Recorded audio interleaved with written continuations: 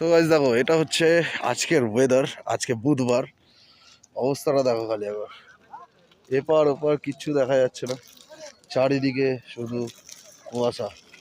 পাইকের দেখতে পাচ্ছ ভাই, আজকে জাল বন্ধ আছে সব জায়গায়, এক জায়গায় জাল হচ্ছে। টোটাল 40টা পাইকের, পর পর সব সাইকেল গাড়ি রাখা রয়েছে ওখানে, ভর্তি লোক। ঠিক আছে, এবার দেখো তোমরা প্রত্যেকবার আমাকে একটা কথা তোমাদেরকে বলতে হয় যে আমাদের মাছের এত দাম কেন বেশি নিই। তোমরা বিশ্বাস করো না যে কেন এই টাইমে বেশি হয়। শীতকালের বেলায় এই দেখো, এই ঠান্ডার মধ্যেও কিন্তু এরা জাল দিচ্ছে, এখনো পর্যন্ত জাল চলছে আমাদের। ঠিক আছে, এবার তুমি বলো, এরা যে এই ঠান্ডার মধ্যে তুমি ঘরে থাকতে পারছো না, এরা জাল দিচ্ছে।